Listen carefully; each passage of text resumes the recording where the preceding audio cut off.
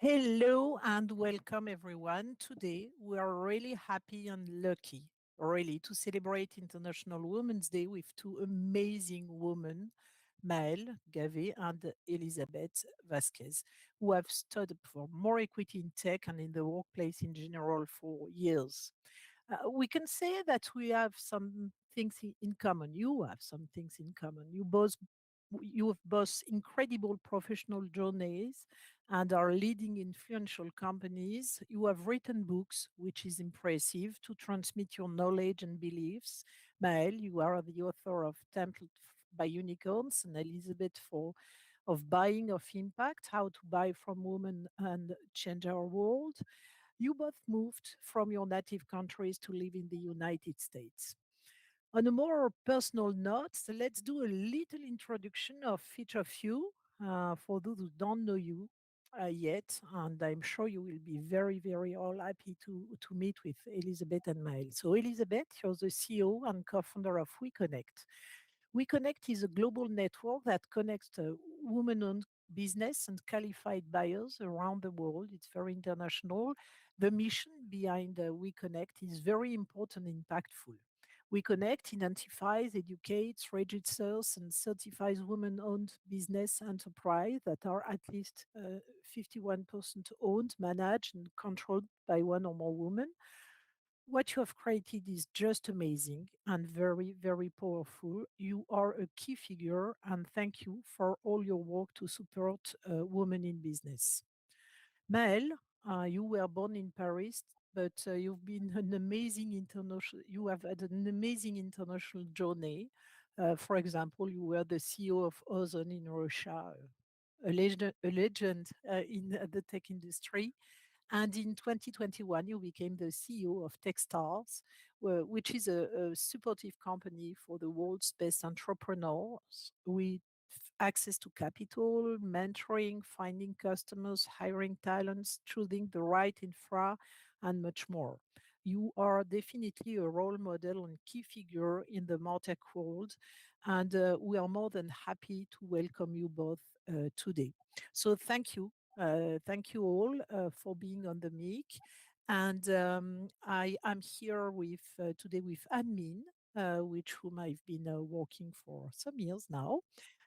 And of course, if you have questions during the webinar, you can mention them in the chat window, and our two amazing speakers will answer at the end of our session. So please feel free to ask. It's a unique occasion to have amazing answers. So now let's start with the first question, which is not an easy one.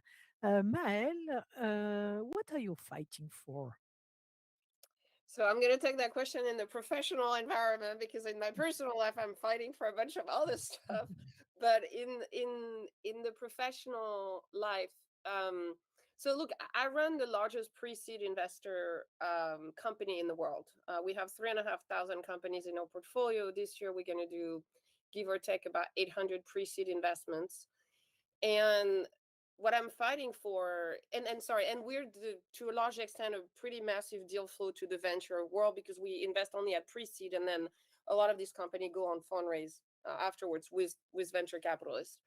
And what I'm fighting for, what we're fighting for at Techstars is to be a universal investor, meaning an investor that goes where there is amazing talent. We always say that talent and ideas are evenly distributed, but opportunities are not.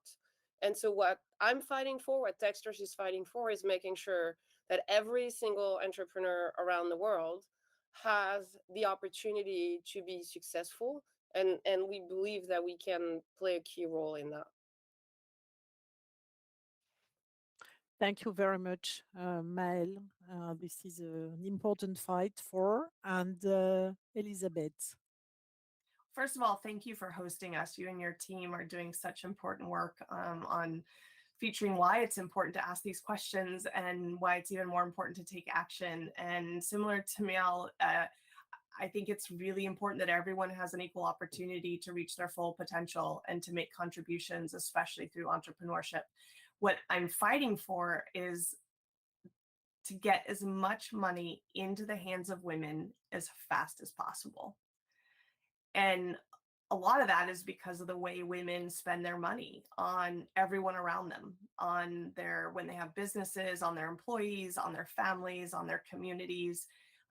If we want to achieve the SDGs, especially on equality for the UN Sustainable Development Goals, we have to make sure that women have assets and they have money to realize the solutions that they are able to deliver for the problems we all face.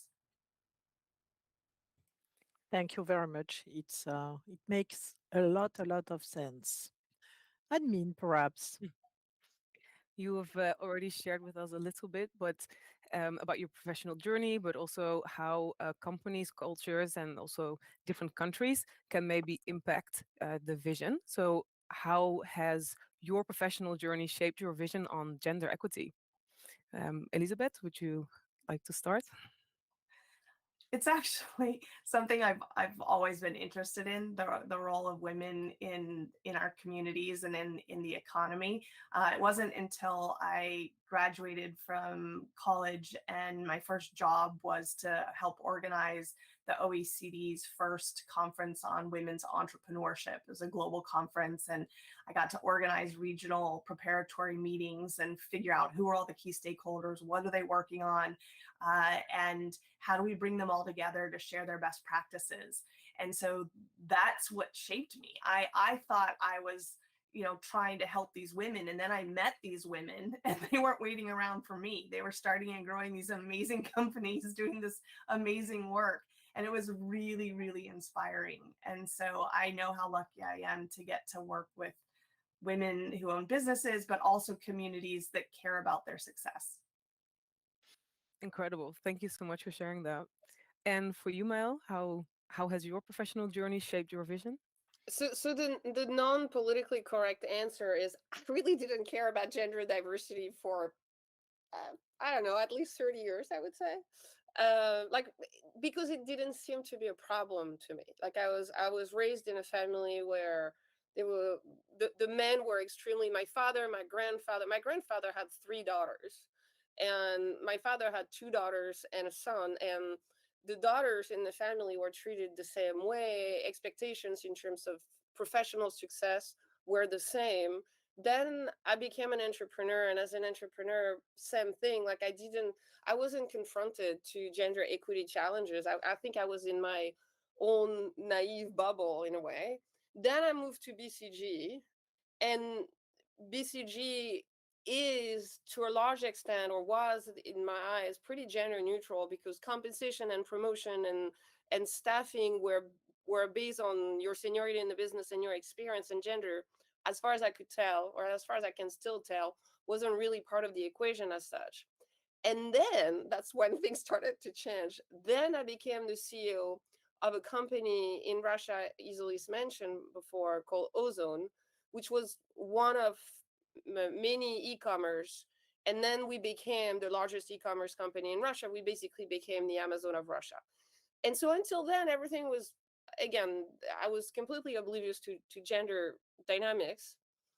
And then I remember distinctively sitting in my office with a journalist, an American journalist, which will remain unnamed, a woman, sitting there and be like, her very first question was, how does it feel to be a woman who runs a company? Do you think it's possible? And I remember sitting there and be like, what do you mean? Like how is the fact that I'm a woman even a factor in whether or not I can run that company? Like, and it took me literally a couple of minutes, because I kept asking him, like, I don't understand the question. Like, why does that matter? And this is that precise moment where, I don't know, I started like opening my eyes and realizing how much bias there was around me. I just had been completely oblivious to it. So, and then a bunch of other things happened, but like that's the moment. I can tell you where I was sitting, what I was wearing, and who was the journalist in front of me, that made me realize that being a woman in the workforce actually has a huge impact on how people perceive you, and on whether or not they think you have a shot at being successful.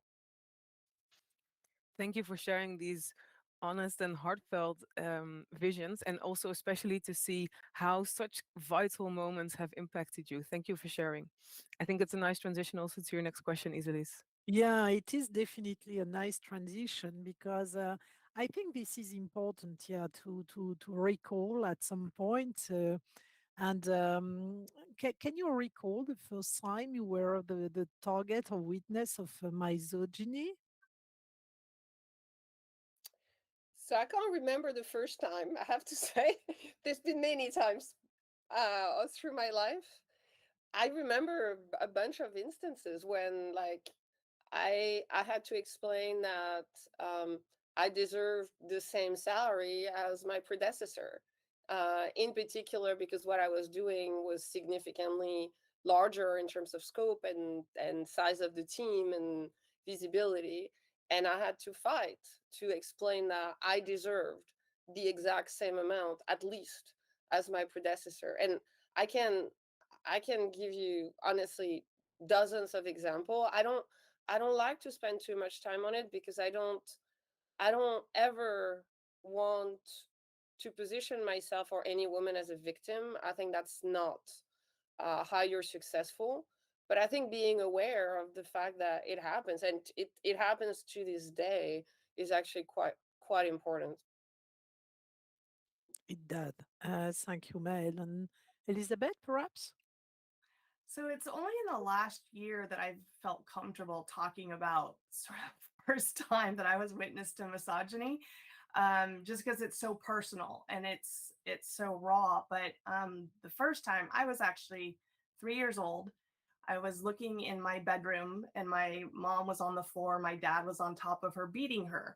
And I remember standing there screaming, demanding that they stop, that he stopped hurting my mom.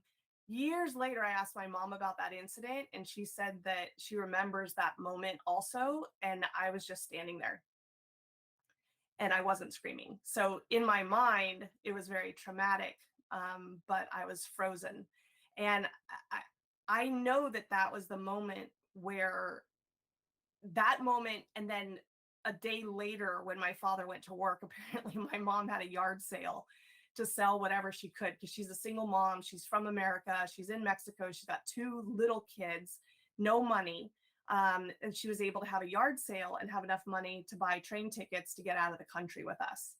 And that must have been a really scary thing for her. But I know that that's at the root of why I want to get money into the hands of women. I want to make sure that people have choices, and that they're in safe spaces. And so that is my driver. Thank you so much, Elizabeth, for this amazingly personal and vibrant exchange. And I understand better the amazing energy you're putting in this subject for years, and the success of this energy, because the roots are so profound that I understand better how you can achieve what you're achieving now. Definitely, thank you so much. Um, um, Perhaps a question about today, the drivers. I mean. Elizabeth, you already touched on it a little bit. What is your current driver and how you want to create opportunities for people? Um, were gender equity, diversity, inclusivity drivers to take on your current job, your current missions? And can you elaborate maybe a bit more on the drivers that you have today? Well, when I started doing after the OECD conference, I really took this question of what is it the women business owners of the world want? What do they need, right? Because at the time it was all about microfinance. That was like the only conversation happening. And then we started talking about technology as an entrepreneurial enabler, and we started talking about various kinds of training. All of these things are absolutely critical for women to be successful. But when I asked the women of all the things that are out there that could help them, start and grow their businesses, what do they want most? And without exception, didn't matter the country, it didn't matter the size of the business, didn't matter the industry sector. What they wanted most was to sell their stuff, because that's what entrepreneurs do. Fundamentally, they wake up out of passion or necessity or both to provide solutions and to sell their products and services. But there was almost nothing connecting the women business owners of the world to actual buyers. And so that is really, when we talk about gender diversity and drivers for my current job as it relates to women as business owners, it's making sure that they have access to market knowledge and actual market movers and shakers, the ones with the purchasing power. Thank you so much for sharing that. And I think also, I think for all of us, these are things that we resonate with, and it's very inspiring to hear. We also get some reactions in the chat that you're really inspiring the people that are listening and are here with us today. Maëlle, what are the drivers for you? And is gender equity, diversity, inclusivity the drivers in your current job, in your current mission? Yeah, so definitely, I would expand though the definition. It was not just gender; it was generally equity and diversity, whether it's gender or race or age. I mean, if you've been working in tech for a long time, you know that once you passed about 35 years old, you're considered. And I'm past 35 years old, so I can I can talk about it personally. Like you're considered by a lot of people in the industry as like old news. Disability, where you were born, the education you got, like all of that has a massive influence on your ability to get funded by the venture industry. It has a huge influence on your ability to be taken seriously in any room, any meetings that you go to. And so obviously gender is particularly close to my heart because once I was once I was awakened to the problem by this wonderful journalist, it became something very personal. At the same time, the reason why I decided to become the CEO of Techstars was because I believed that we could go beyond just gender and provide a truly universal deal flow to the venture world and provide that deal flow with like a stamp of approval because they will always tell you of, oh yeah, of course we have women constantly pitching us, like, yeah, but you're not investing in them because you only most VC invest about 2% of their money into female owned companies. And so it becomes a question of like why. And so there's a bit of pipeline, but there is also all this bias that make them look at women and men differently when they pitch them. And the Techstars stamp of approval actually say, oh, we did the due diligence, we invested money in this woman, we spend some real time coaching them and mentoring them, putting them in touch with a lot of people on the corporate side, on the fundraising side, on the marketing side, on the HR side. And so these are women that you really, really need to look at because they're very serious. And I think that to me was part of the reason why I took the job. Thank you, Maëlle. And as Elizabeth say, putting money in a woman's hand is very important. And I think that there are many ways to do it, but of course, investment and especially in tech is a huge way for companies to expand. And I think I'm a good example of that. We need to raise money in tech and having investors like your huge firm taking care of that is a real a key driver, I think. So thank you really for doing that. I think that this is really impactful. Before the next question, when we talk about diversity, we often talk about biases, and we thought it was interesting to just come back to what is bias. Perhaps, Anya, you can tell us some words about that? Yeah, absolutely. Thank you, Elise. Yeah, so we thought it would be helpful to kind of take a step back and look at gender biases, what they are, how they get expressed, and kind of potentially why they exist. So if we start with what they are, gender biases are defined by the American Psychological Association as any one of a variety of stereotypical beliefs about individuals on the basis of their gender identity. They can be either explicit, so that's like a conscious belief, or implicit, and in this case, it's more an unconscious automatic association between gender and traits or behaviors. Now, how they're expressed, and obviously you both have touched on things that you've witnessed that were expressions of gender biases. The first way is overtly, so just overt discrimination in terms of pay, job, opportunities based on belief that one gender is superior to the other. They are also very often expressed linguistically. So here we just put an example of saying physicians and their wives, which really just assumes that physicians are males, and you are assuming everyone's gender identity in that sentence instead of using more gender neutral language. And then finally, also more in a way that is a bit more intrinsic and maybe pernicious, is judgmentally. So there's multiple studies in different industries that have really shown that women tend to face a lot more scrutiny and less favorable evaluations. So now if we look at why gender biases exist, the two main explanations are the societal structure. So it's been argued that gender biases stem from the patriarchal nature of societies, which values masculinity and dominance over traditional, more like feminine values. And then we also look at the socialization processes that plays a big role in reinforcing what was already present. So once you start paying attention, you realize really that gender roles and stereotypes are omnipresent throughout media and ads and movies, news report, and of course, education and family.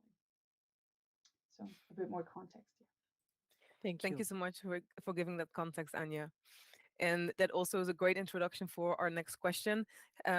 So what are the main cognitive biases that we need to be aware of and fight against? So Elizabeth, would you like to give this question a go? So I mean, I'm conscious of Mael's comment that it's not just gender. There are so many different biases that we have. I know in the women business owner space, because that's the space I work in every day. When people think about a woman who owns a business, they picture an artisan. A sole proprietor who, is just, baking muffins or weaving a basket or raising a chicken. And there are millions of women who do that without a doubt, and they play a really important role in using the skills that they have to create, the ability to feed themselves and their families. But there are so many women-owned businesses around the world that are doing such amazing work in every industry sector. A lot, yes, in business services, but a lot of them are doing heavy manufacturing, light manufacturing, and it's very, very inspiring. But I think it's really important generally to be aware of our biases. And I think Mael did a really good job of pointing at it's not just what we assume about the role of women. I mean, there's people with disabilities who have abilities, many, many abilities. There are ethnic minorities. We've, Black people from around the world, people of color who, have built civilizations and are very powerful and very capable and inspiring, and people, members of the LGBTQ community who are, doing also amazing work in every space. And so I think just being aware that we do all have biases, and that we just constantly need to be vigilant to not let that cloud or assume on someone else's behalf what their capabilities are. Yeah, so it really all starts with the awareness in itself before we can actually do something about it. And for you, Mael, how do you see this? So I think most of us have a tendency to be much more relaxed and comfortable with people who look like us. And again, I can't fully explain it. I'm sure there is an explanation to when we were in the forest or in the tundra, surviving for like fighting for our life. But it is I've seen it over and over again. Like the teams are more comfortable. By the way, more comfortable doesn't mean more successful. I'm choosing my words very precisely here. Teams tend to feel more comfortable when they tend to be more homogeneous. The challenge is and there's been a bunch of studies around that that shows that while you're getting more comfortable, you're also getting less successful because you have less challenges, less less point of views, fewer point of views, and so the output of the work is less successful on average. And I find that fascinating because to me, it every time I think about that, it reminds me of two things. The first one is, if I don't expose my team, if I don't expose the venture world, if I don't talk about the side that they don't see, the people that they don't look like, it's not going to happen naturally, because again, naturally, most of us, we tend to go to the people who look and think like us. So that's one thing. And then the second thing, it also reminds me constantly of the fact that it is hard. I think one of the challenge with a bunch of D&I conversation is that it points finger at people who are not doing a great job at it and make them guilty. And the reality is, yeah, could they do a better job? Hell yes.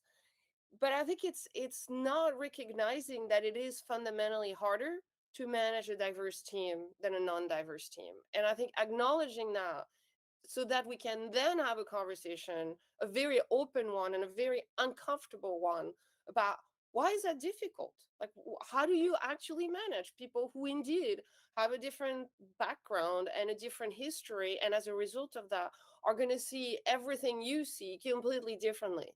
And I wish we were able to have more of those conversations and less of like, oh, look at how bad they are. So I try to keep that in mind every time I talk about diversity and inclusion. Yeah, and perhaps we can take a question from the audience, because it's a rebound on what you're saying right now. And the question is, speaking of gender equity, is still today the right way to look at the diversity prism, associating characters traits to a gender, is true for all nationalities? Um, Someone, yeah? That's an interesting question. The way I think about it is, do you fight the system or do you fight within the system? I am more on the latter. Like I wish I could change the overall system. I don't think I have it in me. I don't think I can, but I can fight within the system. And so to me, the system, as you explained before, the society we evolve in has codified a certain number of traits for men and a certain number of traits for women. By the way, it doesn't mean if you're a man or woman that you have to, at a personal level, it doesn't mean that you have to follow this specific definition. Um, but I think it's very obvious to a lot of us that this codification really exists. And so I have made the conscious decision to operate within that codification, within that framework, and try to create bridges. I know people, by the way, who have very successfully taken the exact opposite approach, which is to say, I want to actually destroy the framework in itself. And I admire them. I don't know if I can do it. So I'm mostly focusing on making this framework work better for both sides. Because, by the way, it's better not just for women, it's actually better for men too. Yeah, I do agree. Elizabeth, you want to comment on that, or? Yeah, I as the mom of a non-binary kid, I think I'm suddenly very aware of how binary our world is and how much of a false construct that really is. To force people every day to pick one. And so I definitely understand the point the person is making, and does it really help us to put everyone in boxes. The only thing I would say in terms of the work that we do at We Connect International, and why it is important sometimes to recognize that simply because of a gender, they do not have an equal opportunity to contribute their solutions. In the case of women as business owners, for example, okay, so we're half the population. We own about a third of the world's private businesses. We represent 1% of the spend that large corporations and governments make on products and services. That is just wholly unacceptable that half the population earns 1% of the spend of the biggest buyers in the world. Our supply chains are fundamentally broken. They are missing out on the talent of half the population. And if you don't have a focus on half the population to fix this market failure and pretend like we're all equal, everything's going to be just fine if we just, everyone has an equal opportunity to compete. Well, they don't. And the numbers prove it. And so I think there is a time and place to recognize when groups are not being included and to have a very laser focus on making sure those groups do have a seat at the table. So trying to balance those two realities in my own personal life. Thank you so much. Perhaps we can now go to the next question, which is, I think you've made a perfect link to that. We can ask ourselves, what drives us to be more tolerant? What prevents us from being more inclusive? I'd be really happy to hear that from you, because I think it's important to ask ourselves this question and to have your vision on that. Maëlle, perhaps if you want to start. To go back to a point I was making previously, I think what drives us to be more tolerant is more exposure to the other, and social media in general, by the way, not just social media, has had a tendency over the last 10-15 years to make it less and less possible for us to be exposed to the other point of view. Or when we are exposed to it, it tends to be in its most extreme forms, which tends to create the most extreme reaction on our side. And so to me, it's like, to create more tolerance, we need to create more exposure to the other. And what prevents us from being more inclusive, it's the fear. It's hard. It is objectively hard to be more inclusive, because it forces us to go outside of our comfort zone. It forces us to question why we're behaving one way versus the other, why we're more comfortable with one type of people versus another type of people. And so, but again, how do you fight fear? And it's not necessarily most of the time it's not conscious fear. And so how do you fight unconscious fear? And I think you fight unconscious fear by showing that there is nothing to fear, by putting more women in front of the decision makers, showing them that this woman can be extremely successful, are running incredibly robust, ambitious businesses, and are people that you should be partnering with, that you should invest in, that you should give money to. So yeah, more exposure, less unconscious fear. Thank you so much.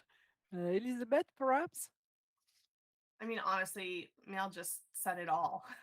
We just simply can't afford to have members of our community not contributing and not benefiting.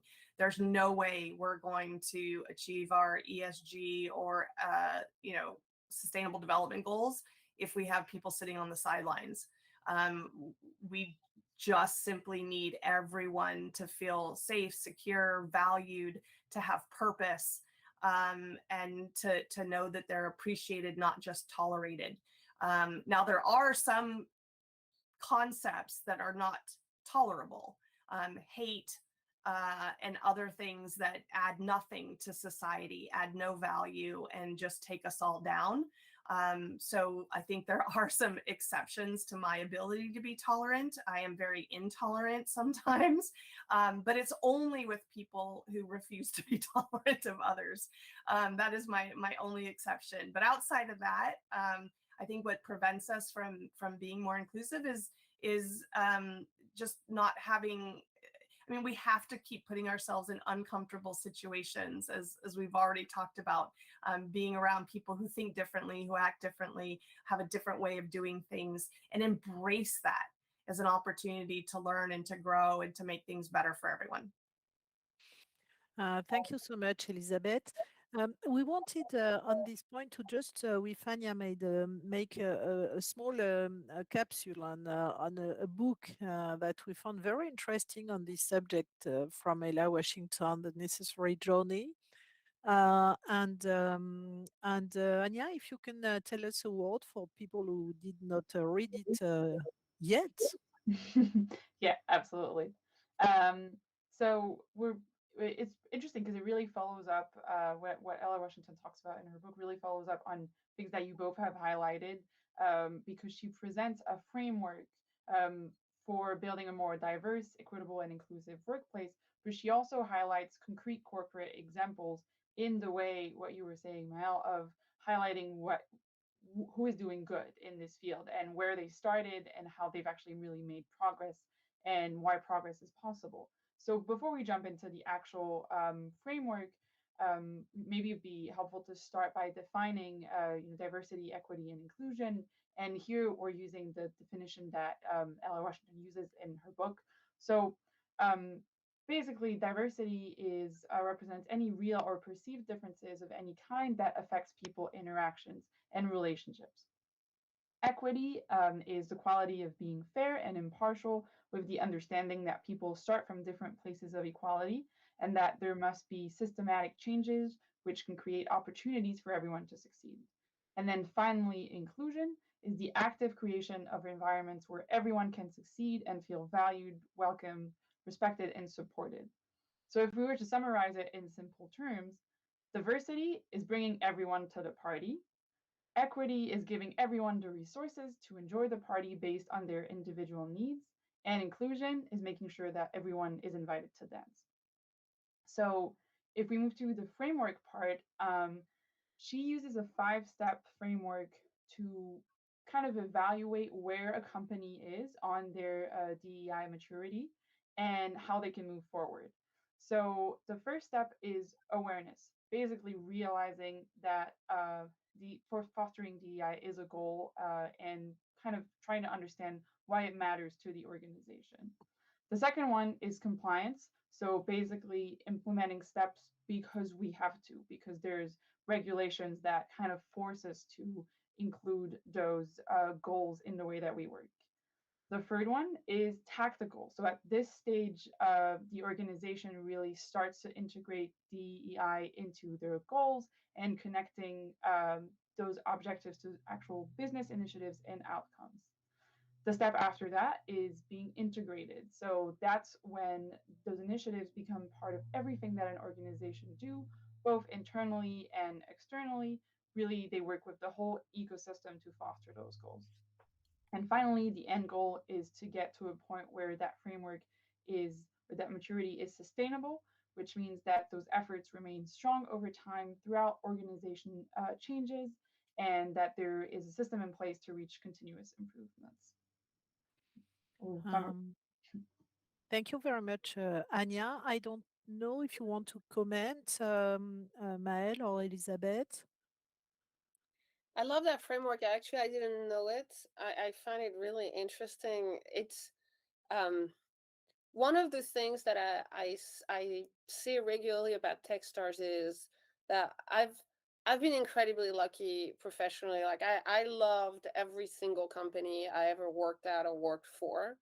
Um, and yet when I joined Techstars for the first time, I saw a perfect alignment. So I guess that's what in this framework is called integrated. And we're working to make it sustainable. I saw for the first time what it looks like and what it makes you feel like when what your company is trying to do, generally strategically, what you believe in, and in general what your company is trying to do generally and what you believe in, all of that works together, is perfectly aligned and has a D&I component. Basically, I've worked before in companies where they cared a lot about D&I, but that was an add-on. That was like, we do our business. Oh, and by the way, we should also do some stuff on D&I. So I guess it's something between awareness, compliance, and tactical, depending on the company. For the first time when I joined Techstars, I was like, no, we want to be a universal investor. Like the model that we're proposing to our LPs is actually a model of universal investor. And because of that, we have to be D&I aware. And so it wasn't just like the cherry on the cake, that was actually the cake. And so suddenly I had a lot more appetite. That was a lot better. Thank you so much, Maëlle. Elizabeth, perhaps? It's incredibly important for organizations that say that they are inclusive and that they focus on diversity, that they don't stop at one, a national border, or two, within a particular department. It makes me crazy when I hear corporations or governments or multilaterals saying they're an inclusive organization, and they're focused on diversity, but it's literally a program. The most successful organizations are the ones that are inclusive because it's part of the DNA, it's part of their value proposition, it's in the, how they hire, the people that they hire, but it doesn't stop at HR. It translates into all aspects of the business, including how they spend their money, because how they spend their money, how we all spend our money, actually says everything about what we value and what we care about and how we invest in ourselves and each other.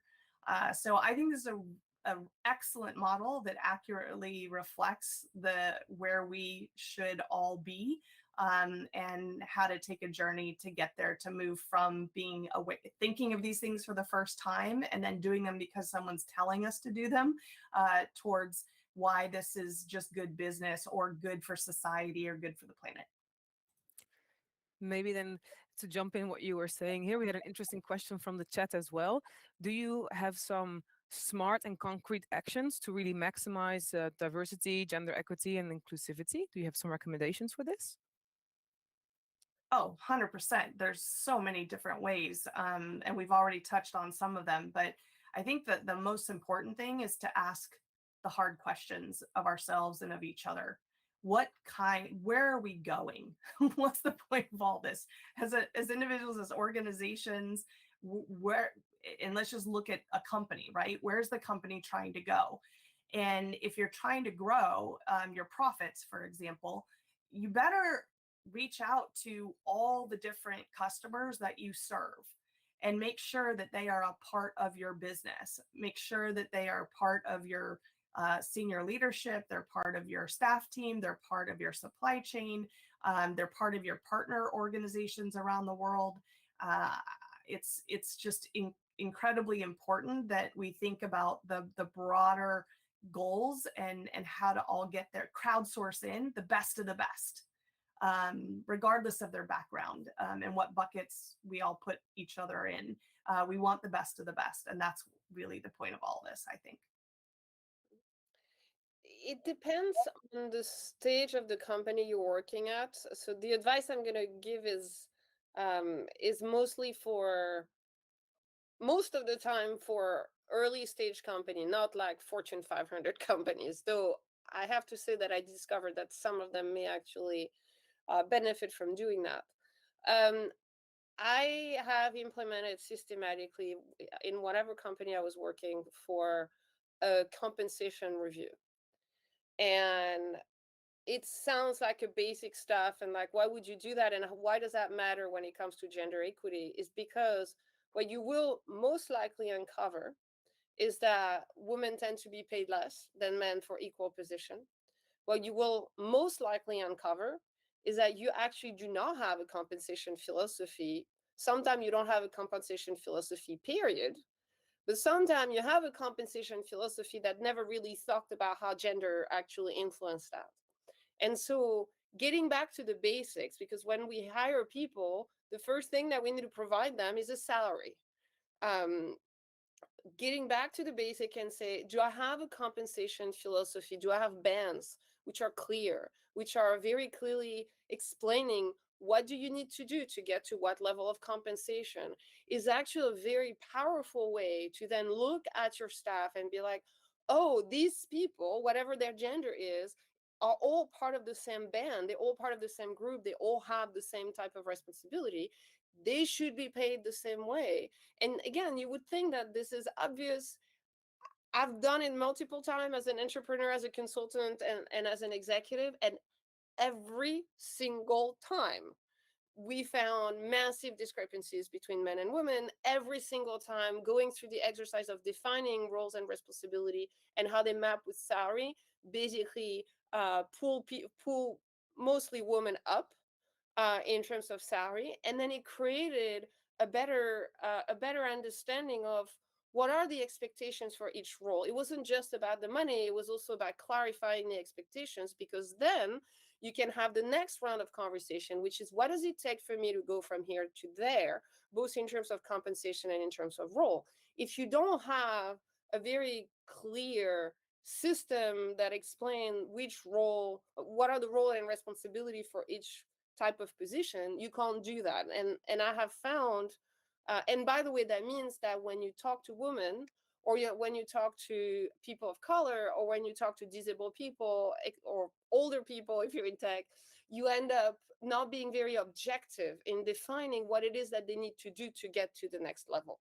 And so to me, starting with the comp, which is a very basic stuff, actually is like a beautiful Pandora's box into so many things gender related, or generally diversity and inclusion related, that I strongly advise you, if you work for if you work for a company, to actually look at that and see if there is something that you can do, because I would bet that there is. Thank you so much, Maëlle. And we have another question that can be funny to ask now is, what do you think about quota in company to have better balance between men and women in the top management? What do you think?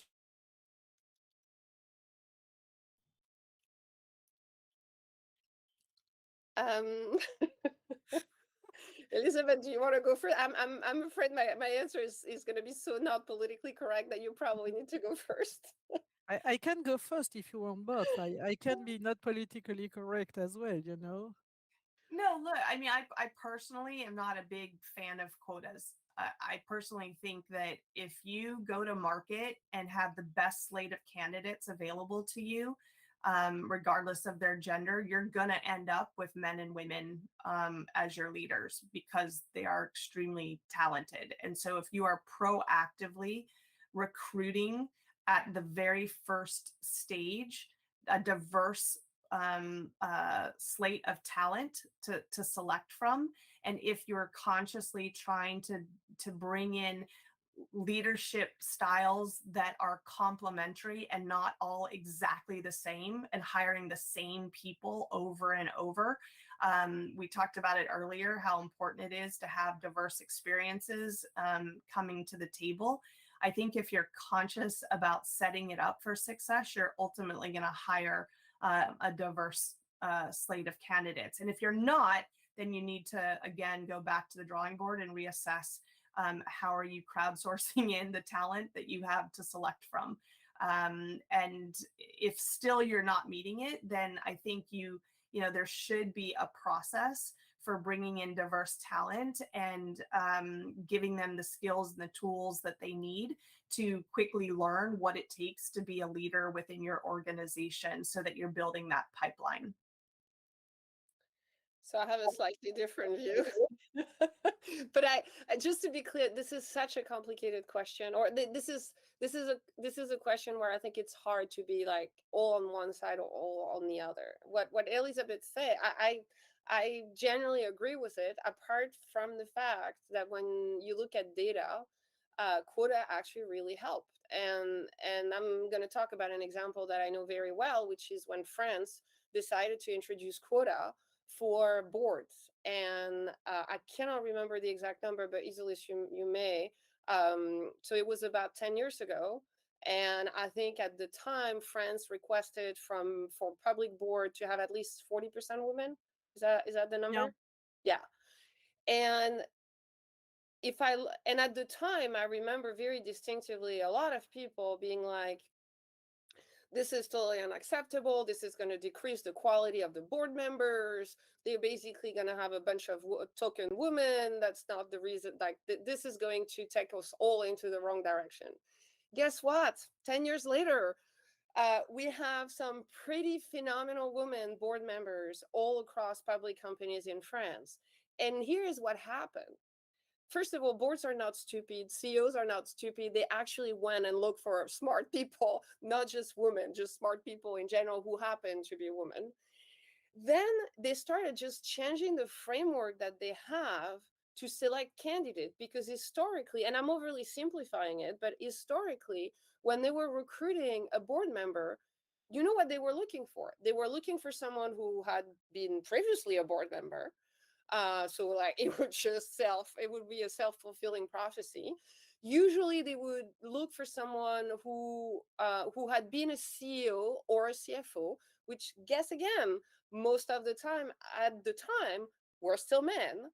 And so they had these two pretty top of mind criteria that by definition disqualified 99% of women who would have been great board member. It just happened that they had never been board member before, and while they had been in the C-suite, they had not been given the opportunity to be CEO and CFO. And so what the quota did was to finally force, and you may say brute force, but force the recruiting of the board member recruiting process to actually look at people with different profile, aka women.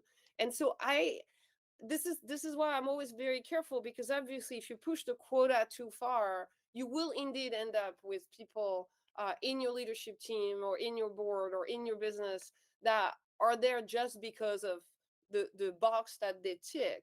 But I think we're so far away from that, like so far away from that, that there may be a few opportunities to enforce some quota. Again, need to be smart, needs to be rational, need to think about the pros and cons and the targets and everything. But I have discovered that I'm actually much more pro quota than I originally thought. Thank you very much, Maëlle and Elisabeth. We have a lot of questions from audience, but perhaps a last one that admin can ask you. Yes, because after hearing so much also about your personal journeys, your professional journeys, what kind of advice would you have liked to receive when you were 20 years old or at the start of your professional career? Elisabeth, what was it that you wished that you had known when you started? That it's not only okay, but I would encourage myself to do things that really scare me, to do things that I'm completely not qualified to do whatsoever. But if someone gives me the chance to do it and I want to try it, that I try it. And so I think that's why I get to do what I do today. It's not like I was a young girl dreaming to be the head of a supplier diversity and inclusion organization, in supply chains and with procurement. I mean, this job just literally didn't exist.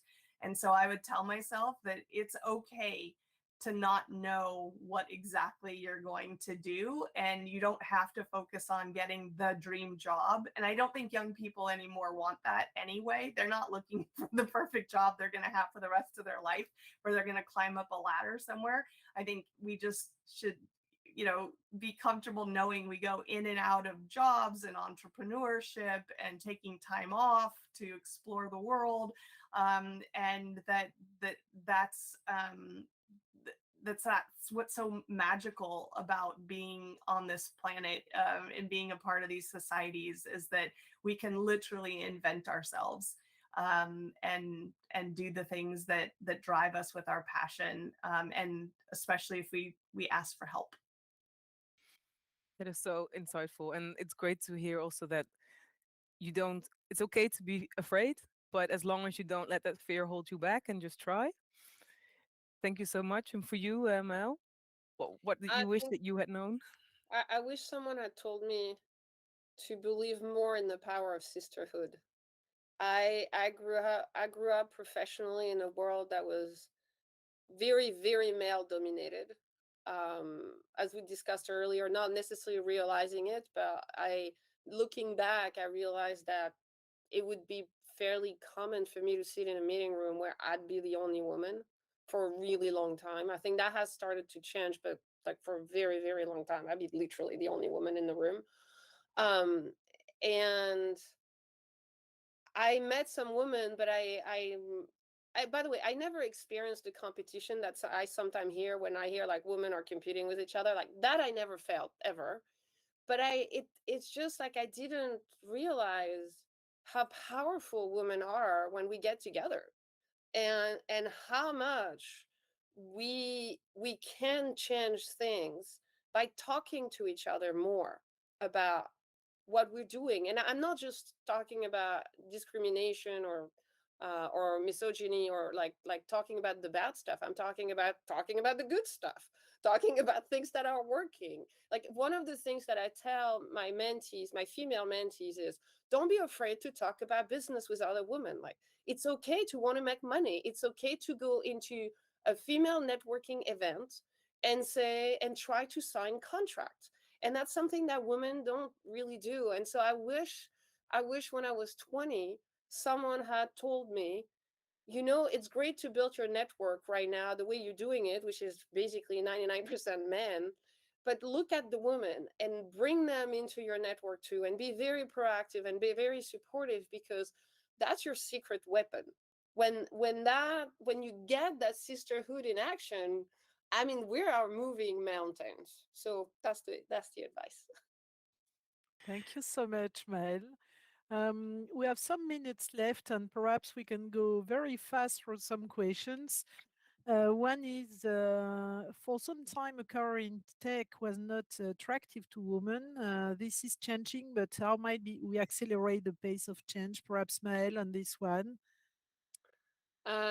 Besides what Dexter's does,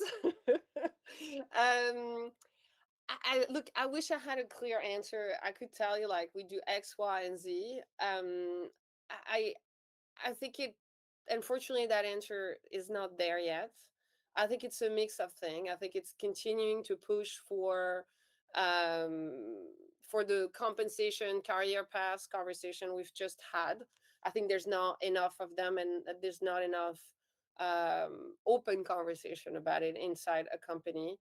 I think it's about, Elizabeth mentioned that before, it's about having the HR department and the manager in charge of recruiting across the company, really looking at pipeline. And for example, saying, if there is among the 3 finalists, if there is not at least one woman, you didn't do your job well. So please go back to the drawing board and bring me a pipeline that is diverse. I think it is about creating more role model. It's very hard to be what you can't see. And I think in tech, there's not enough model that have been put out there. And so I think putting in the limelight successful women, by the way, they tend to not like it. And that's the reason why a lot of the successful ones, you actually don't even know about them.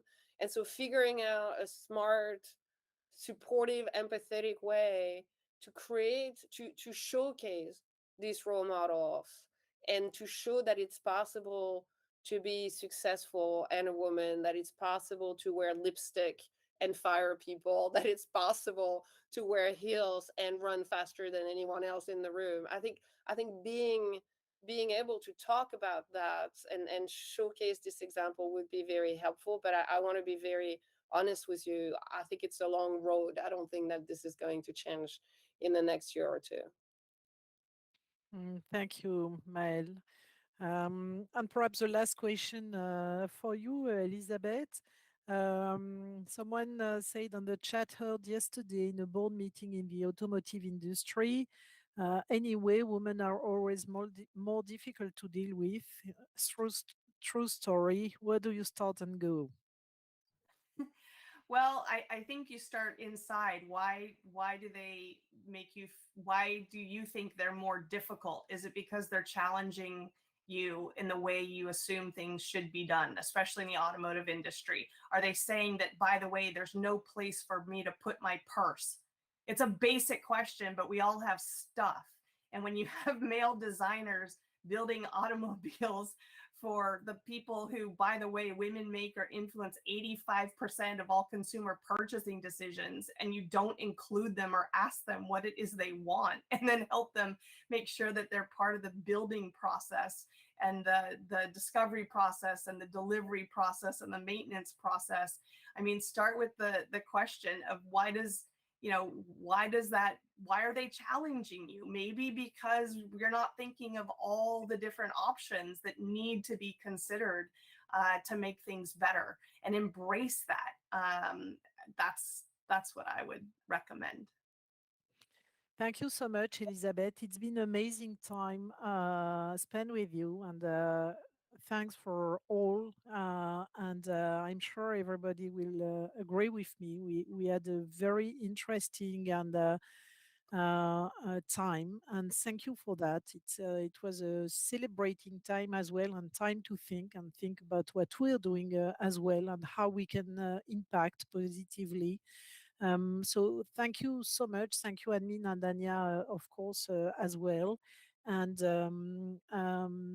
I mean, this is diversity, gender equity. It's a point of everybody. We were women today, but of course, men are a large part of the solution. And we had a lot of men in the audience, and I do thank you both, men and women, for having sharing this moment with us. Thank you so much, and talk to you soon. Thank you. Thank you so much.